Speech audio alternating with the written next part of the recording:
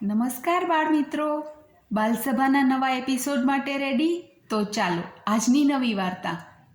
એક નાનકડું ગામમાં એક છોકરો રહે. છોકરાનું નામ ચિંટુ. ચિંટુભાઈ તો આમ તો છે ને એને રેસ લગાવવાનો બહુ શોખ હો, પણ શરૂઆતમાં ફાસ્ટ દોડે, પછીની ખબર નહીં શું થાય, રેસમાં કાયમ પછી લાસ્ટમાં તો પાછળ જ રહી જાય. રોજ સ્કૂલે જાય, સ્કૂલેથી આવે, પણ એમાંય આટલી બધી કમ્પ્લેન. ઘરે આવીને મમ્મીને એટલી બધી કમ્પ્લેન કરે, આજે આણે આમ કર્યું, આ તો આવો છે, આજે મને ટીચરે પનિશમેન્ટ આપી, મને ખોટે ખોટો બહાર બેસાડ્યો, આજે તો ઓલા છોકરાએ મારી પેન્સિલની અણી તોડી નાખી, કંઈક ને કંઈક કમ્પ્લેન કમ્પ્લેન કમ્પ્લેન. રોજ સ્કૂલે જાય, સ્કૂલેથી આવે, આ એનું રૂટીન. સ્કૂલે કેવી રીતે જતા ખબર છે? સાયકલ લઈને. ચિંટુભાઈ તો એક દિવસ સાયકલ લઈને પાછા આવતા હતા ઘરે. હવે ત્યારે શું હતું ખબર છે? વરસાદની સિઝનમાં તો ગમે ત્યારે વરસાદ પડે.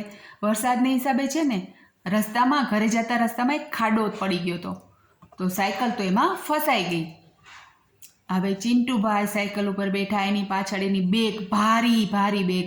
ક્યારેય બેગમાં જરૂર કરતાં વધારે જ ઓલવેઝ વધારે વસ્તુ ભરી દે.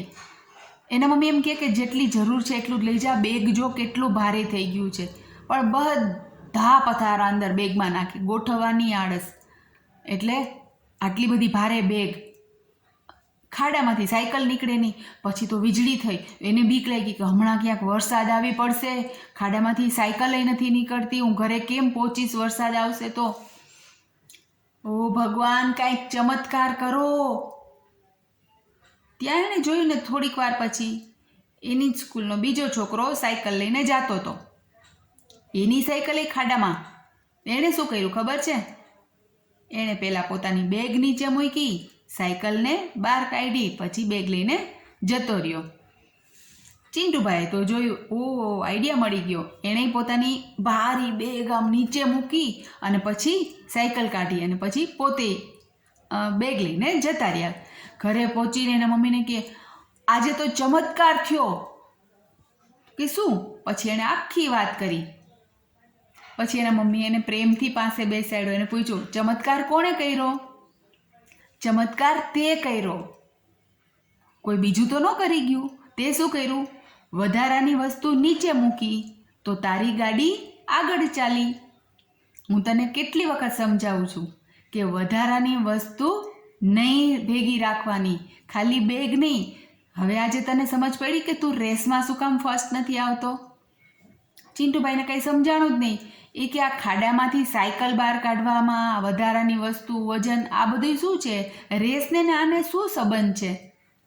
પછી એના મમ્મીએ સમજાયું કે એવું ન હોય.